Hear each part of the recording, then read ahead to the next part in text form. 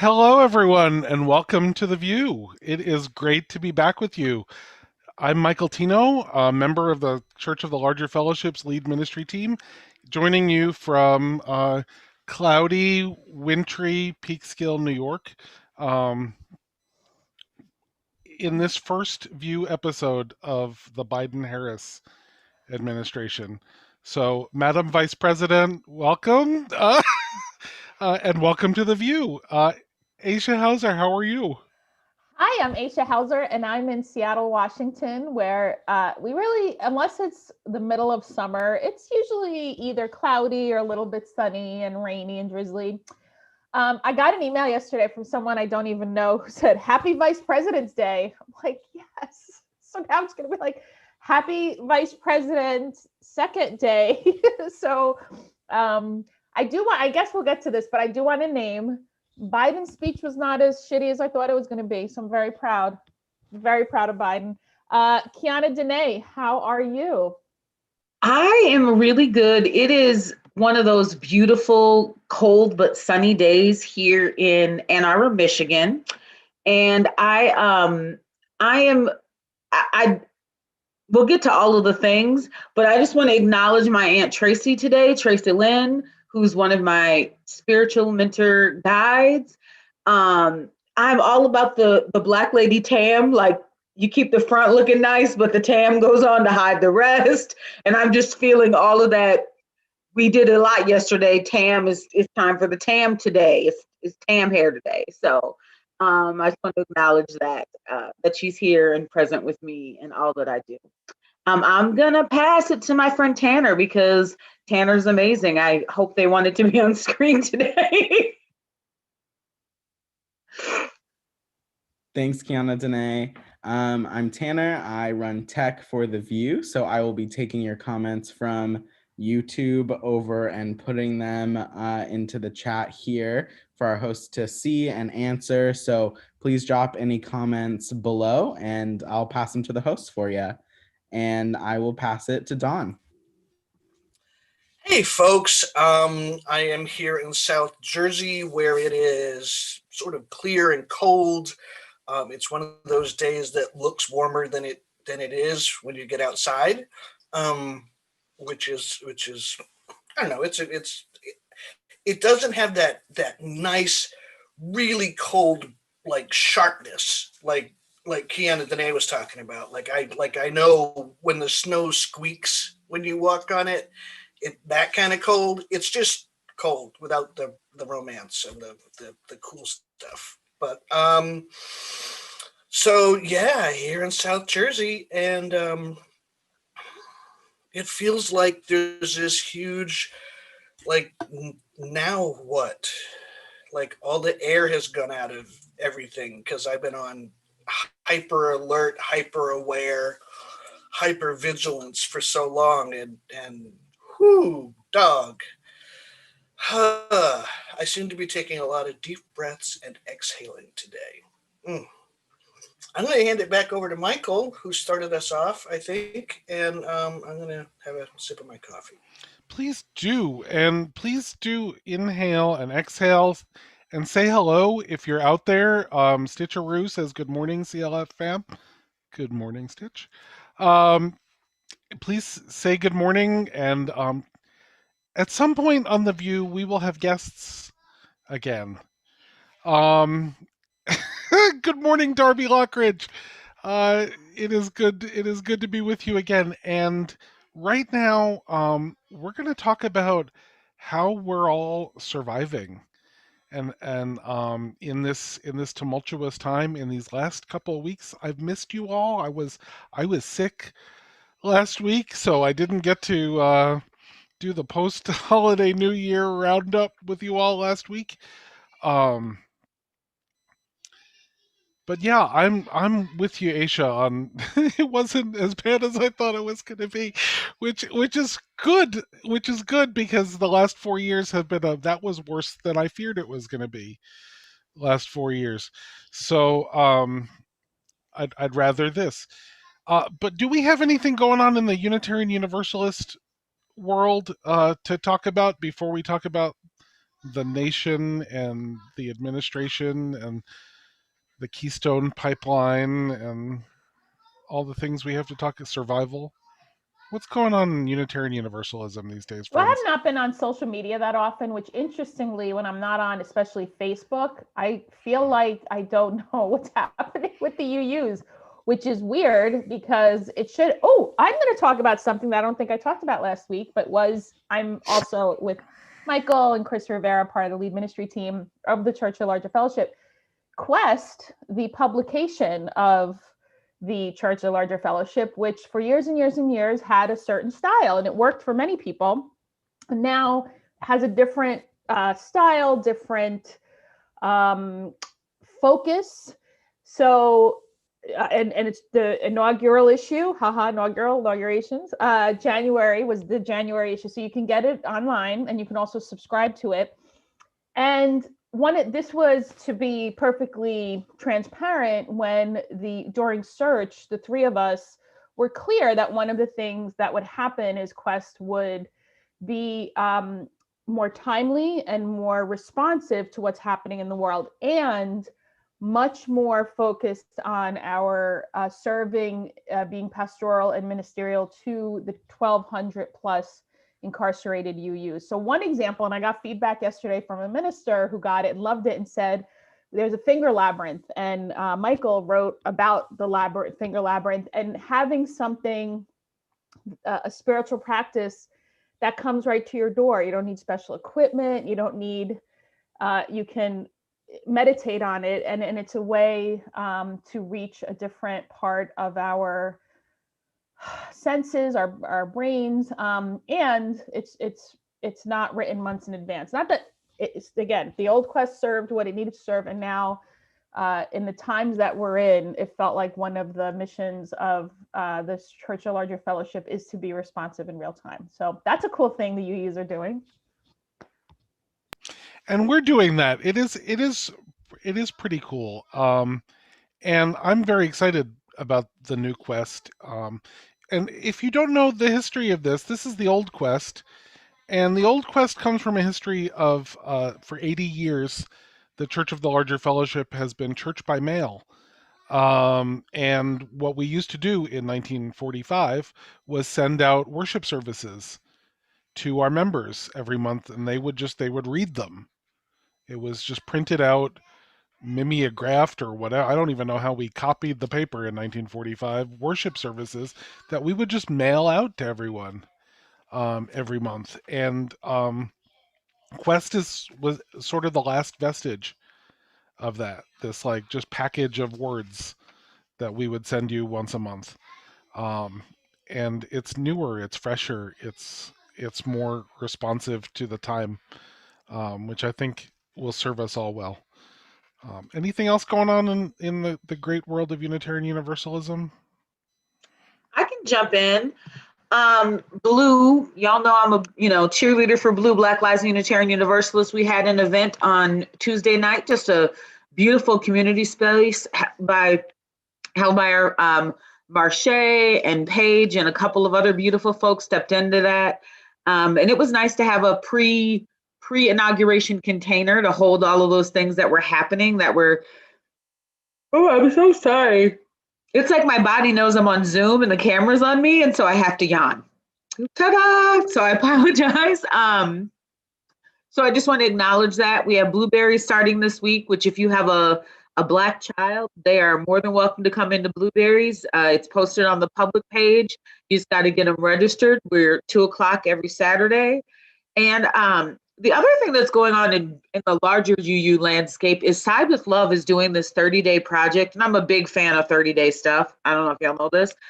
So I'm already in another 30-day cycle of things. So I'm saving it to use it for the next, for when I'm on Girl Trek and I have to wait till that's done so I can start the Side of Love stuff. But it's a beautiful package in terms of like a general multi-generational family, kids, and then a youth kind of set. So if no matter who you are, where you are kind of in this spectrum of life, it's a really great way to tap in, and the materials are age appropriate and they're boundary pushing, like they're made to make you think.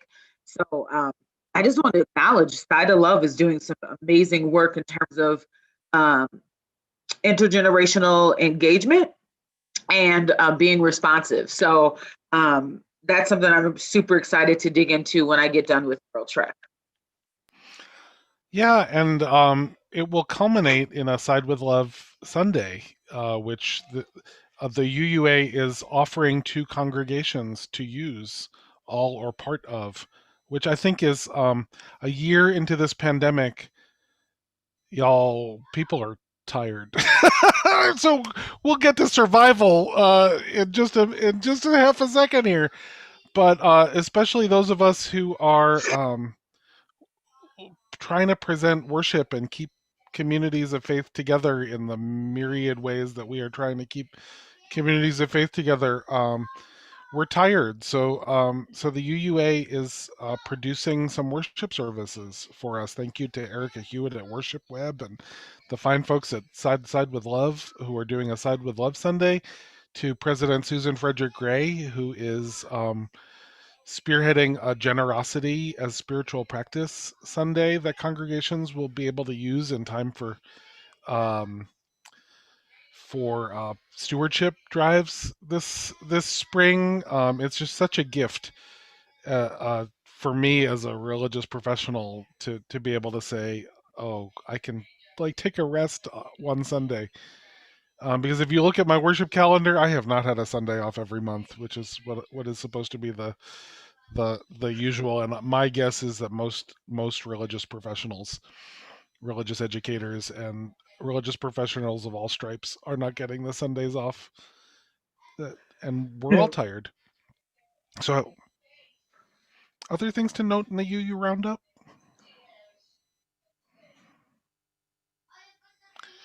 If not, we will turn to the question of the hour, which is how are we surviving?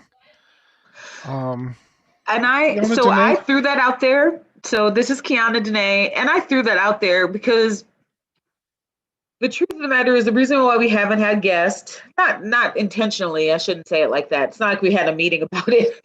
I think that we are all feeling the reality of pandemic fatigue.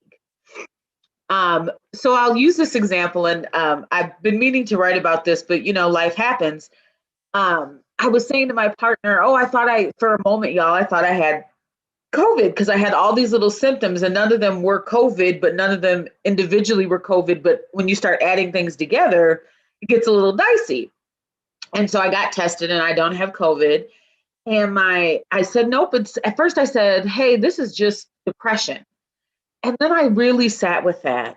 And then I said, no, this is pandemic fatigue. And here's the difference for me. Depression is an inside emotion that presses against me that says, do not get out of bed, do not be a functional adult. And pandemic fatigue for me is an outside force pushing on me, saying you can't stop, you have to stay vigilant, you have to be alert, you have to be aware. Do you have your masks? Have you been to the grocery store too many times? Could you track everywhere you've been the last 14 days if something happened? It's this having a level of alertness and awareness about everything. And doing this calculated math almost all the time about every move you make. Okay, I'm in my car. I have 3 masks in case something happens. I need to go to the bank, but I don't have to go inside. But I do need to eat. Oh, I really want some coffee, but it's Starbucks. Do I go through there? Is that a safe thing to do? Okay, I still want to go on my walk. All of this like actuary science level math to just navigate going to the grocery store, dropping money at the bank, and then coming home. And we're just not made for that. And my co-parent sat with that all day and he wrote me back and he had this picture of survival swimming. I don't know if you've ever seen survival swimming. It's like floating and kicking underwater. It's like this image, but we're not made to survival swim for a year. Like nobody's made to survival swim for a year. We are made to survival swim till somebody rescues us. Nobody's rescuing us. A vaccine isn't going to rescue us. A new president and a new vice president isn't going to rescue us.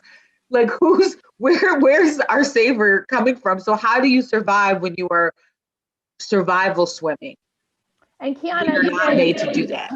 The thing about survival swimming, from what I know, because I learned to swim at 21. So I'm what I know about it is you have to use less energy. Like you need only enough energy to stay afloat. Like you're not trying to find anything. So that's the thing too about this, what I heard Cecilia Kingman call a slow moving trauma, is that we're survival swimming and actually expending more energy, because we're already expending it, just what you said. It's funny because yesterday I was at the post office and I had to make sure the whole thing, it's not, we don't just hop in the car and go anywhere. And even, walking my dog, I have my mask with me, even though I'm outside, because I'm like, well, what if somebody doesn't want to cross the street? Like, everything's a calculation. And survival swimming, to survive and wait until somebody rescues us, you expend less energy. And I've learned to appreciate the connection that is Zoom. Like, I kind of bitched about it, and it got to a point where I was like, I'm sick of Zoom, and now I'm like, I love Zoom, because otherwise I wouldn't be able to see anybody at all, and so and I've learned to appreciate distance walks. I will wear a mask and meet friends, and we will be maybe not quite 6 feet, but we're outside, and so I'm not anymore isolating as much as in the beginning. I'm isolating, but I'm like, oh, there's ways to navigate this, that there can be interaction and connection, because I'm an extrovert, and there'd be memes running around like, how are the extroverts doing? And I'm like, and it's not that I'm falling apart at all, not well, but it's Not well. yeah, you don't. I mean, we are rough. rough. My current dog, who I talk to every day, is like, can you shut up now? I don't have any pets, and I killed all the plants, so I'm just waiting for my kids to come back. I killed all my plants, y'all, all of them, all 5 of them. Can I just? There's something that I've just seen happen here, and what you're describing is very much the reality of people who have what you talked about, a slow moving trauma. This is what happens when people are in abusive relationships, where there is that perpetual hypervigilance. And we all understand, we've heard about PTSD, post-traumatic stress disorder. There's a steroidal version of that called complex PTSD. And it's a different animal altogether, because what it is, PTSD happens when you have a traumatic event, right? Something blows up, there's a car accident, there's a big tragedy, there's a thing that's traumatic, it's an event. Complex PTSD comes from a series of traumatic events or an extended trauma that lasts longer than 6 months and comes from a source that is typically a place of safety or affirmation. Okay, so this is what you see in people who grew up with abusive parents, for people coming out of long-term abusive relationships, for people who were abused by teachers or church leaders, because those are usually people that you go to for help, for assistance, for affirmation, for love. And so it's not just trauma, but it's long-term trauma compounded with betrayal. And it's a different thing entirely to treat. I want to say Gail Seavey talked about this in her lecture a number of years ago. The Berry Street. Yes, thank you. And treatment of complex PTSD often requires an intentional, not quite rewiring, that's not a good word for it, but a recalibration of our trauma responses are in our inner brain. Like, our brain takes in information, and the first thing it goes through is it going to eat me, or is it safe, right? And even if we're in a situation now where we're beyond that traumatic place, if we encounter something that historically has been a dangerous thing, it stops right there.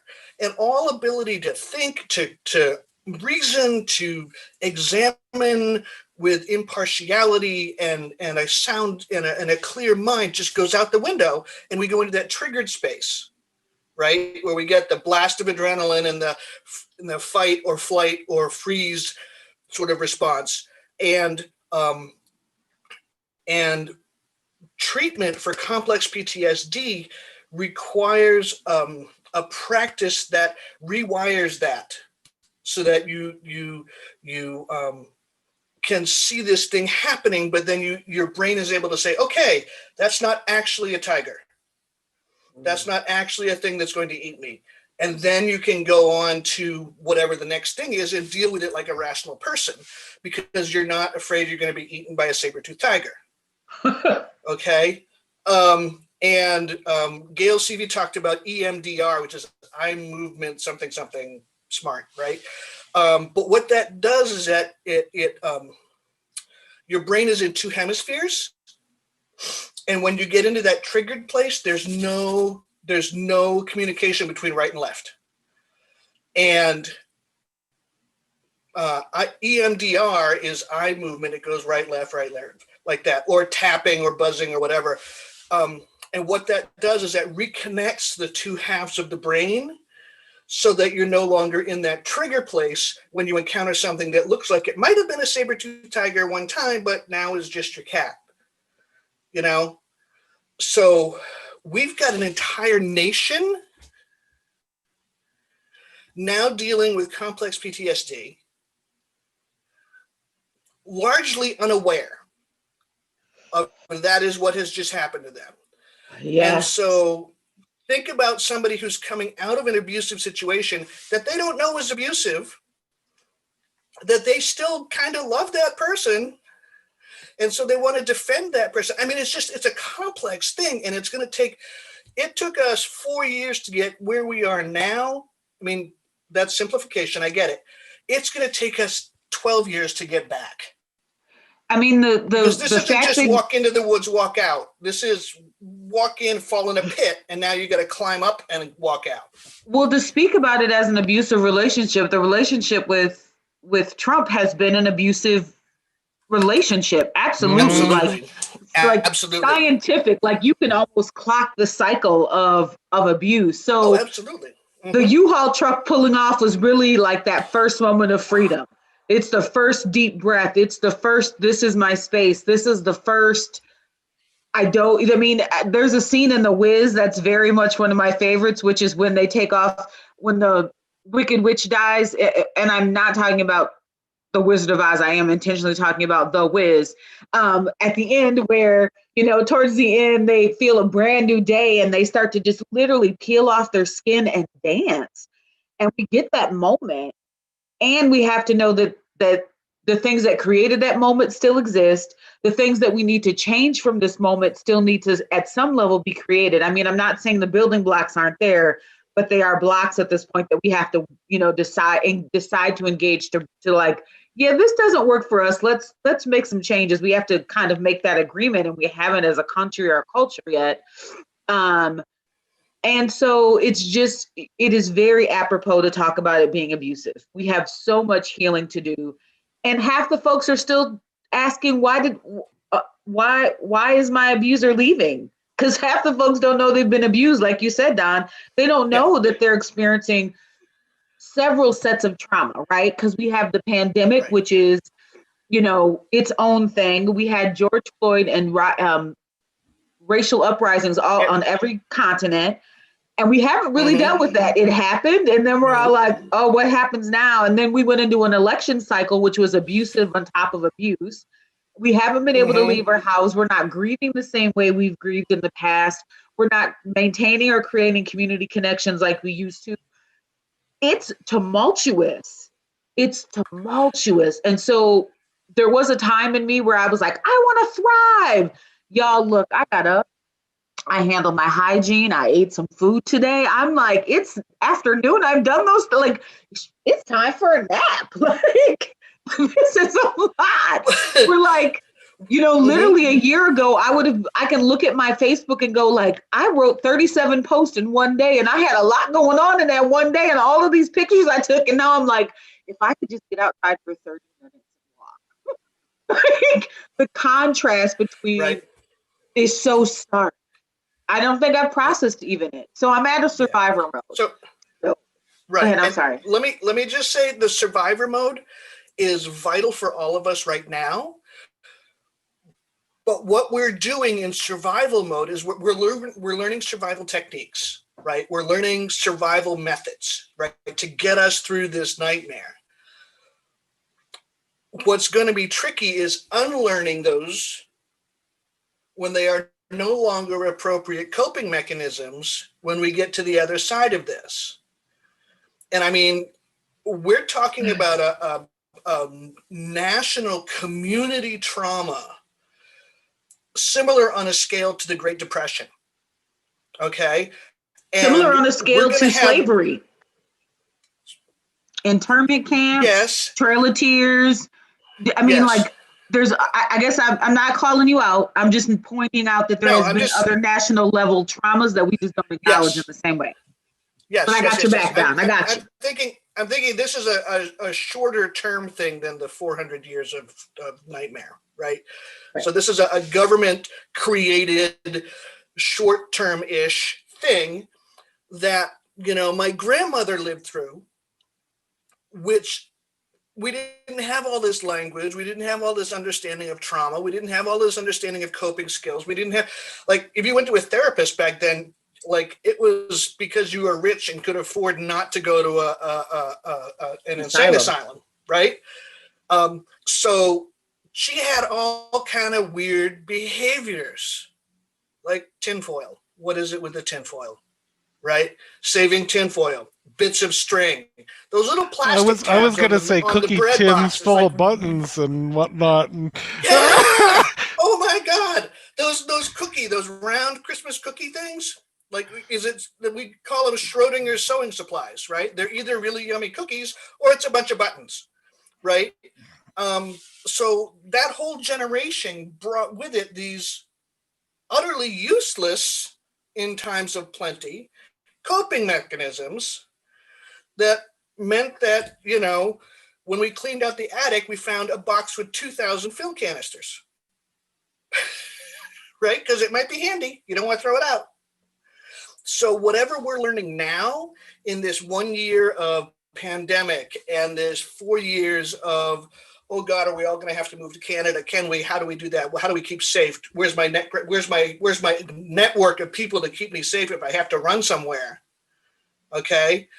All of that, when we get to the other side of this, is going to be less useful in life. And so we're going to have to learn again skills that are based on living in a trusting community. And Don, I absolutely agree with you. And I feel like, in terms of skills, I feel like I don't know, I'm going to just say it.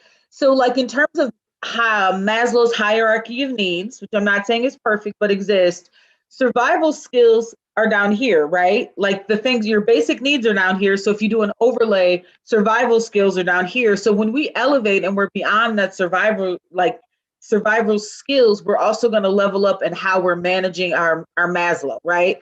So I think it's a set of skills that I have in my back pocket and I dip into when I need to. When that base layer is threatened, that's when I start to act in those skills. So, like, if I'm really feeling really secure about money and food and my Wi-Fi is feeling really good, I don't have to dip into, like, my base level of survival skills. I can go into another layer of skills. And so I think that because we know how to function outside of our base layer, but our base layer got threatened, we've kind of dropped down back into survival. And I hope that a ton of us know how to upshift back into whatever our next layer is. I'm not saying go back to normal. I'm saying I don't have to stay at survival level of thinking and progress in the Maslow hierarchy of needs. They should kind of flow together. I don't know if I'm making a lot of sense. I haven't heard from Michael or Aisha, so I want to tap into them and just say, what are some things that you're doing that are helping you survive this time? And if they're thrive worthy, speak to that. I have had some thrive moments. I'm not going to say I'm only in survival, but I feel like I'm only in those two, right? I'm not in the depressive place, which means I'm not taking care of my basic needs. I'm at basic needs plus. So my survival skills are survival plus. It's like a little step up. I want to thank you. I want to speak to a little bit more to illuminate that I don't disagree with what you said, Dawn, at all. And it really is specific to white people that have thought that this country is, because as an immigrant who, my mother left my father when I was 7 and knew very little English. I was translating for her welfare papers when I was 8. So, and her friend, another Egyptian family who owned, basically he was a slumlord, gave us one of those apartments. So I'm thinking about like the trauma, the connections, the, who do we go to in a time of your whole, at 7 when my mother snuck out of the house because she was in an abusive relationship with my father. That everything you were saying, I'm like, oh, my mother had to do that. Oh, this is what I did at 8, translating welfare documents and living in a roach infested. I mean, all of what you were saying, I'm like, oh, I had to do that. My family as immigrants, as escaping. But if you, like, I would meet people who lived in the same town for like 3 generations. I'm like, I don't even know what that's like. That's not a thing I can relate to. So I've never had the kind of stability, not never. I mean, I did late, as an adult, but not as a child, not until like I reached my 20s and got married. And even then I kind of knew it was always precarious. Like at any time, this can be different. It's never far from my mind. And the last 4 years, I always knew where my papers were because I'm an immigrant from a shithole country. So I never, where my papers were to prove that I belong here, I always knew where they were, always. I'm like, here's where they are. I wouldn't even lock them up because I'm like, I need to make sure I have quick access to them. And my family thought I was nuts, but I'm like, that's actually not crazy. Like you never know what can turn on a dime. So I think for QuianaDenae and for, descendants of enslaved Africans and for indigenous people and for immigrants who've never, ever in this country been given this is yours, you belong here. There's always been like qualifiers and you need proof and you need, so I'm naming that everything you said, Dawn. I'm like, oh, I went through this when I was that age, and then my father died when I was, I mean, it's not about it's not the idea of safety is relative. The idea of not having to deal with trauma and thinking the government's for you. I never thought this government was for me. I make it so because I inserted myself and I'm kind of in your face, but not because this was a given. So I think that's I hope, talk about to me, the metaphor of the left and right brain in the United States is colonizers and people, descendants of colonizers and Black and brown people who've been shit on. Like, so how do the two brains connect to say, we're not going to, James Baldwin spent his career talking about this, like we're going to exist together, we're going to perish together. And so I had a visceral response to, it's not that I disagreed, but it's like, oh, there's completely different realities of understanding of our relationship to this government. So, and I want to name like what spoke to me with what Joe Biden said. I appreciated. He kept referring to the ideal that is America. He didn't freaking say we'll go back to whatever was like. So that I mean, my bar was low for him. It's not that I had very high expectations, but at the very least, I'm like, oh, okay. He's not hearkening to some bullshit past. He's saying the ideal that is, and to me, I feel that way about Unitarian Universalism. The ideal that is Unitarian Universalism. Okay, I'm gonna stop talking now. Michael, what do you think? Well, as I'm listening to all of you speak, the complex post-traumatic stress disorder that Dawn talks about is not something new for a lot of people, right? I mean, we know about it because people have been doing therapy for folks with CPTSD. I got all those letters in the right order. For a while now, and for some people, trauma is lived through multiple generations of family, and things that we are taught are supposed to be safe have never been safe for a lot of people. And I think that's what I'm hearing you say, Aisha. And the disconnect comes when people say, "Oh, well, this is the United States. These are our values," and as an immigrant, you're like, "Yeah, that's I've never been able to experience that value." That's that's trauma. When it's gaslighting, right? In a certain way, when someone says, "Oh, this is our country, la la la," and you're like, "Not the one I live in." This is Unitarian Universalism, la la la, and you're like, "Yeah, not the faith I know." Right.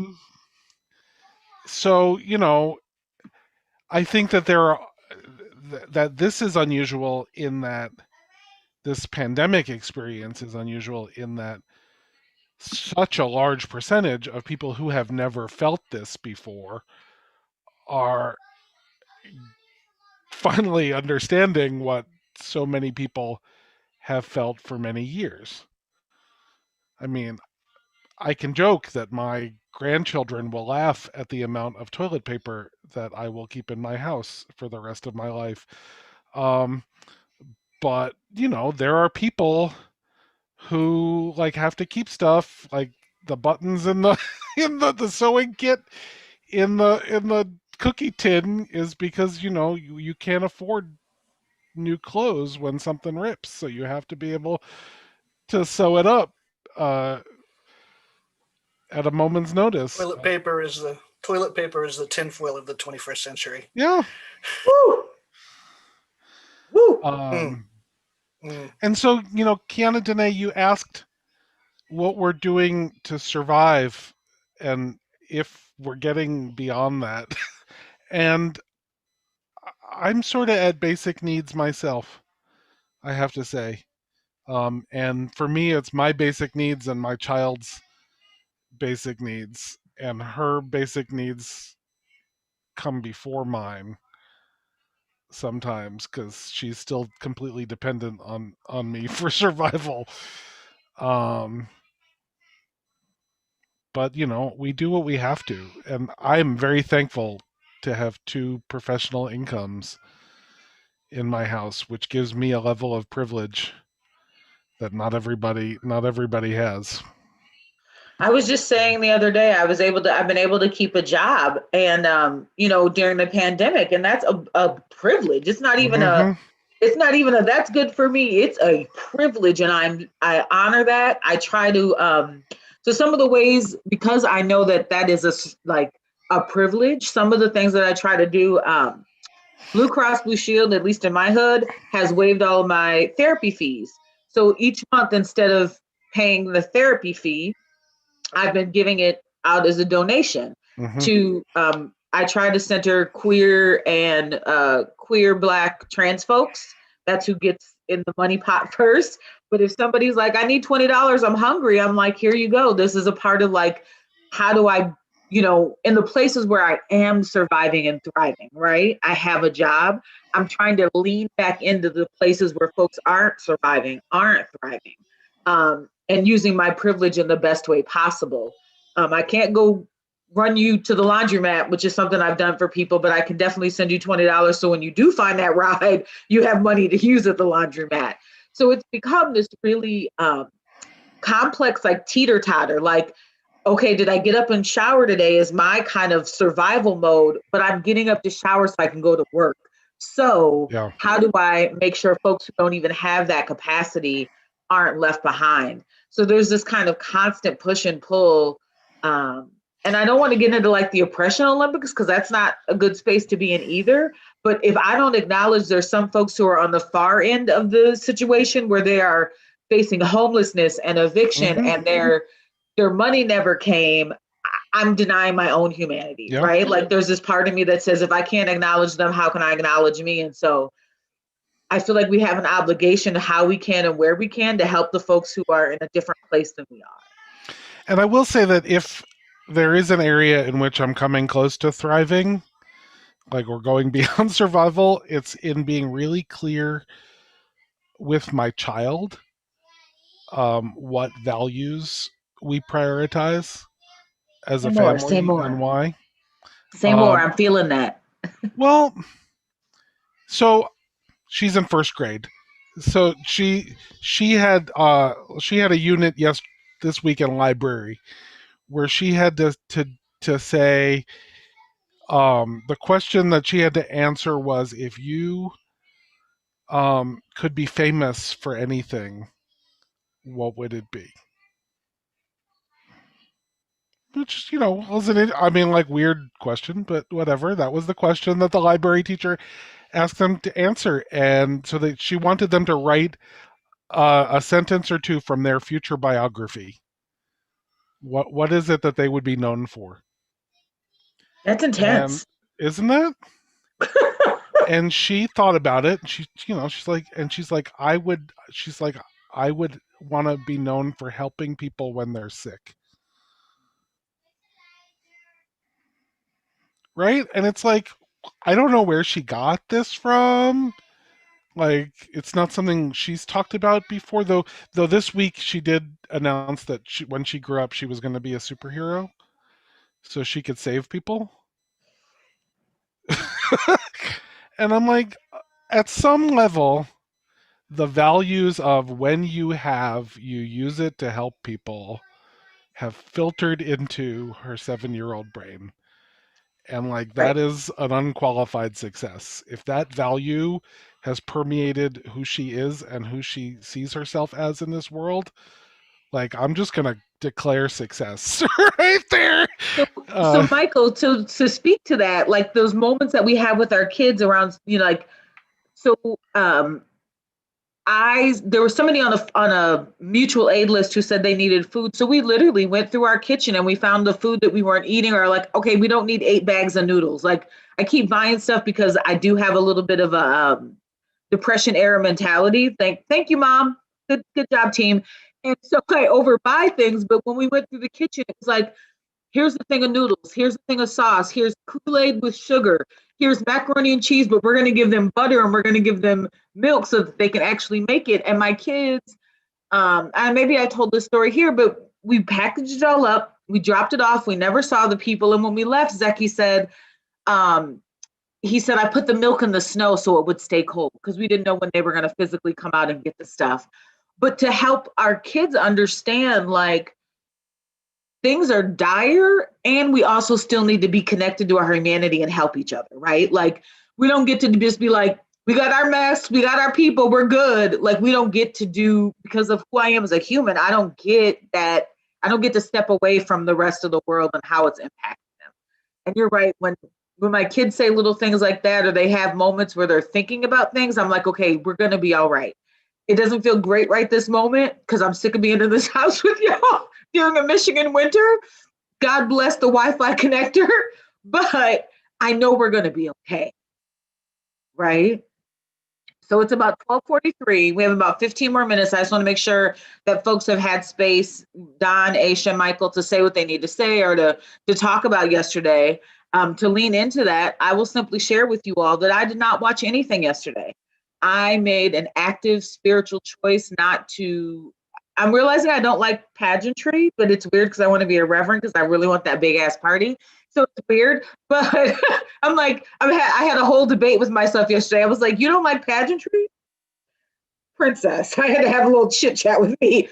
And there was something about yesterday that watching it didn't serve me. That didn't serve my spirit.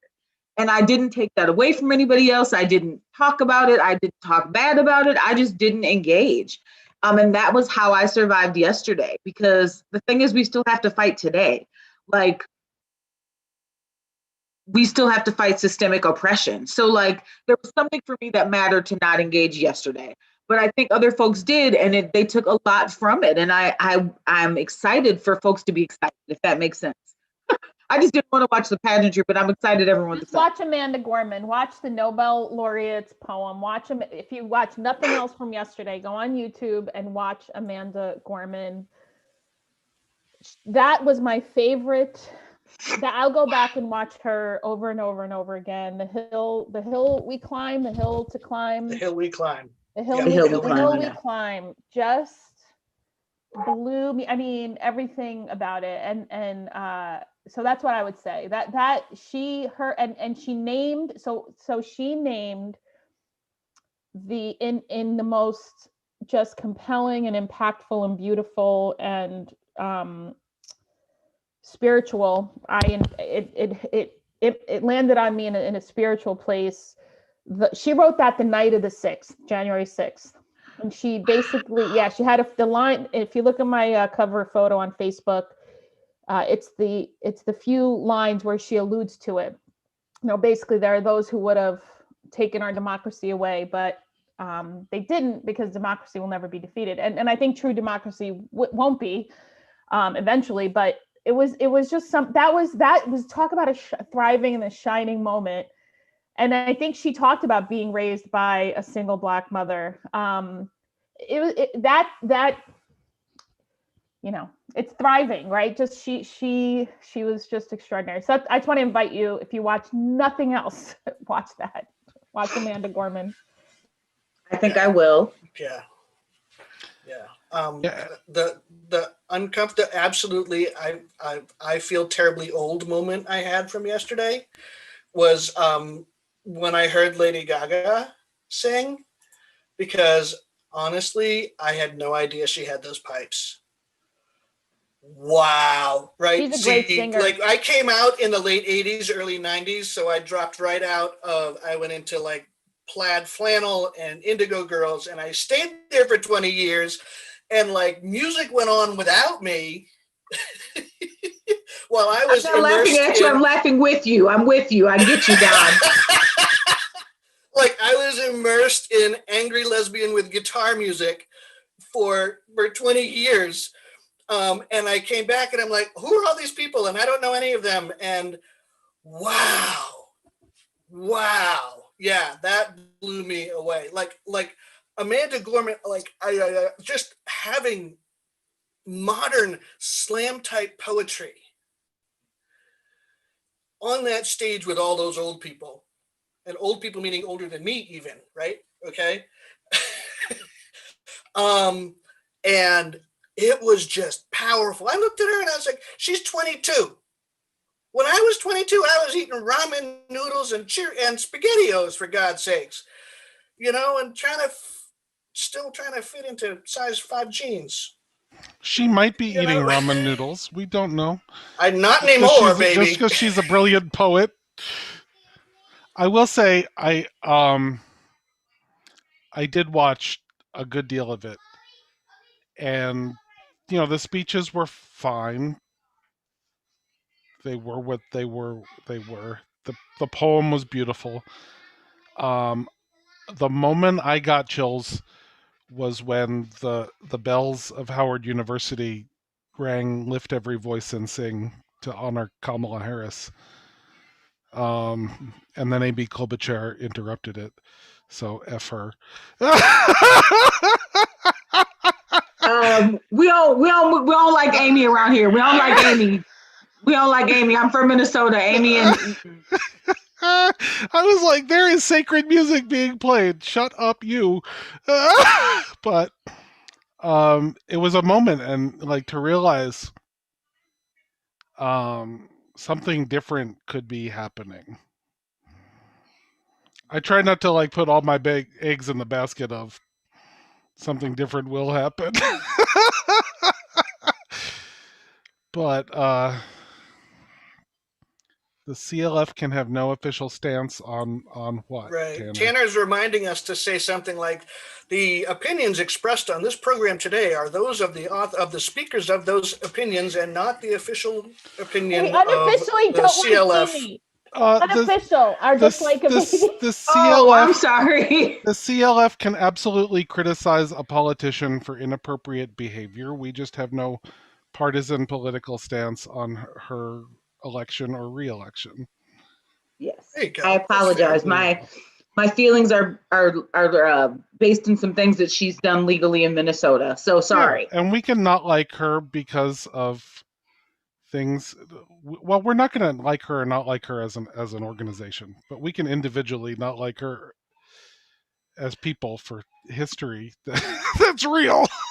The one thing I really took away from yesterday from my Facebook feeding and scanning is y'all loved Bernie. He is just so funny. He was just being Bernie yesterday, and there's like a gajillion memes of Bernie now that are making me smile. Well, he was there in his winter coat and his mittens. Mittens. His giant I wool wasn't there mittens. like that. I didn't know. I was being fashionable. Yeah, your Bernie mittens. Yeah. And he was sitting there with his arms crossed, trying to keep warm. That's what did it. It's the crossed arms that made him a meme. I'm like, had he maybe not sat quite so? Like, and his disposable surgical mask.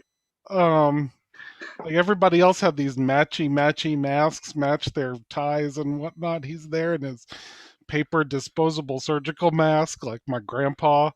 Well, it just the meme picture, that. Ooh. Go ahead. I was gonna say the meme. That's the picture that launched 1,000 memes. Like my Facebook feed, my Twitter feed, my everything has just been full of it, and it's been such a delightful laugh. We need laughter. That is part of our surviving and thriving.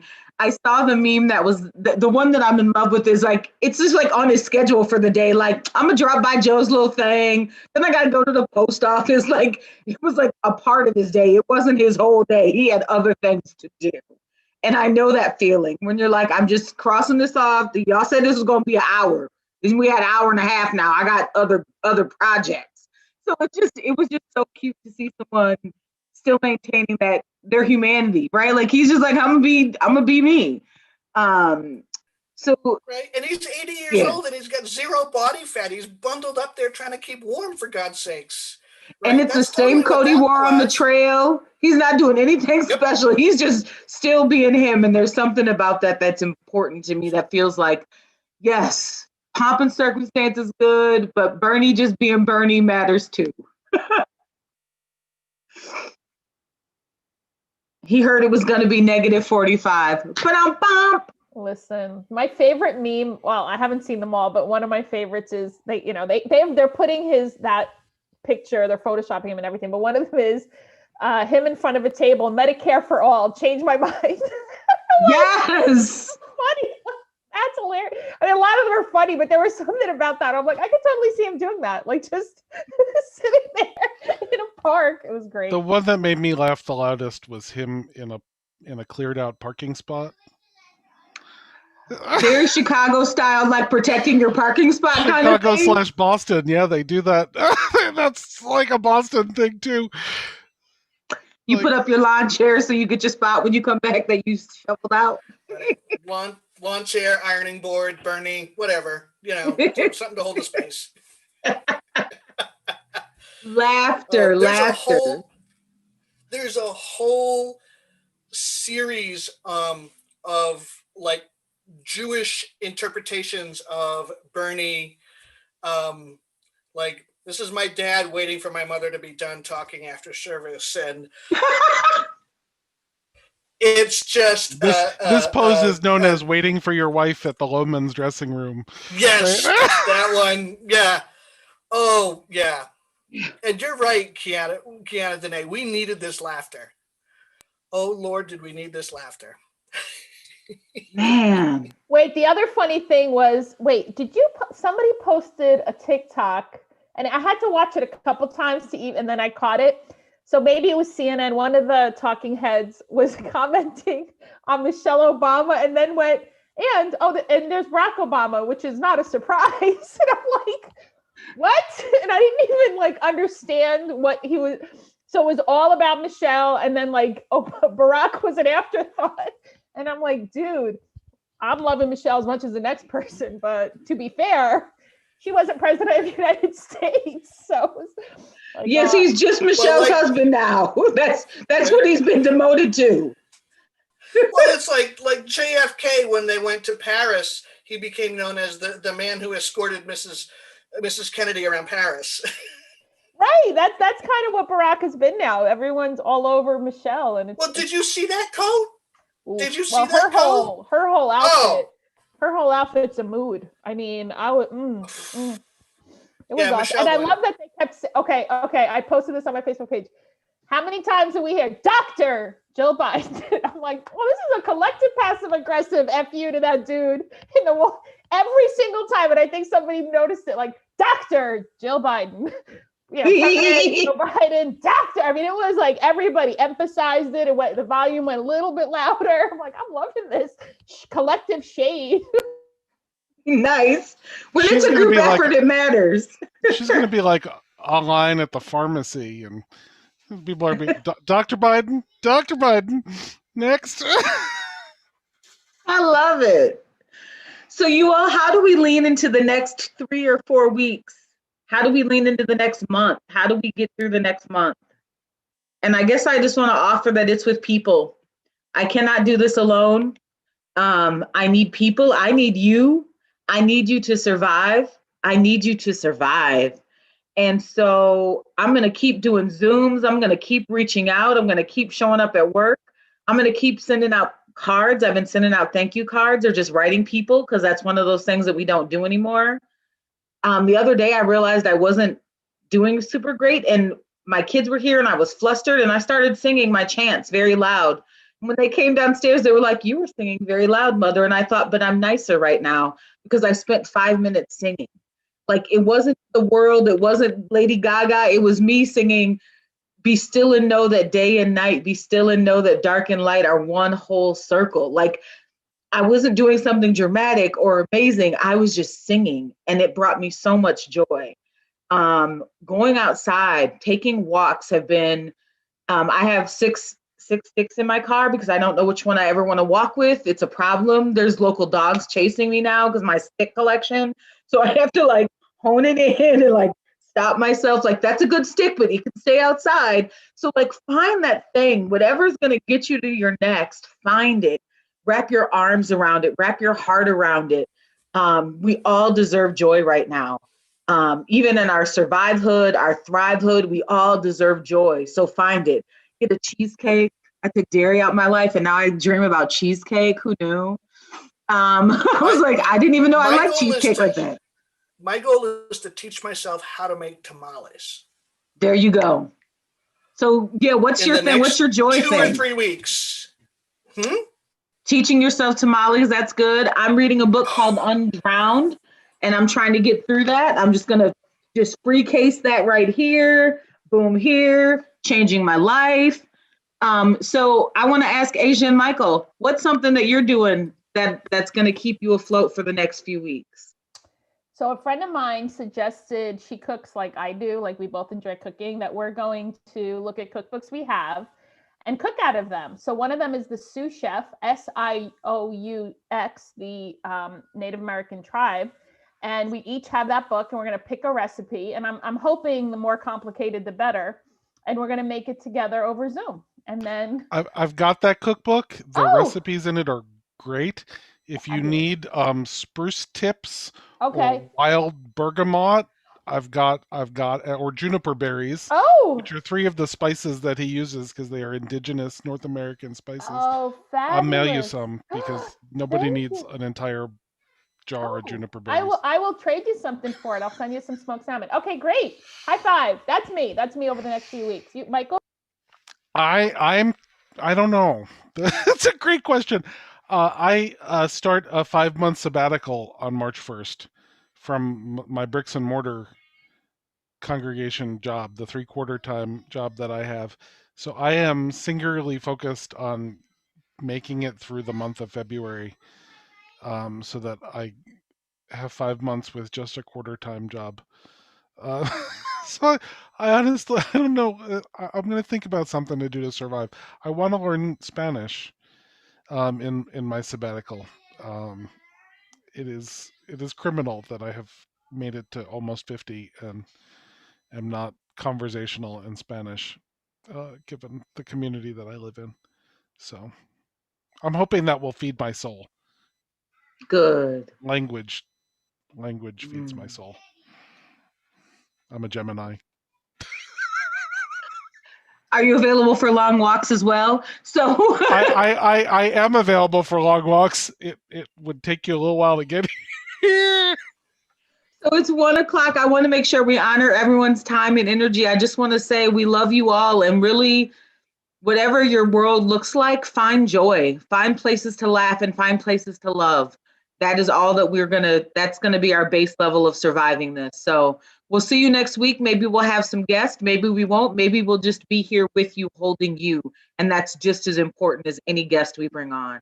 We love you, and we'll see you next week.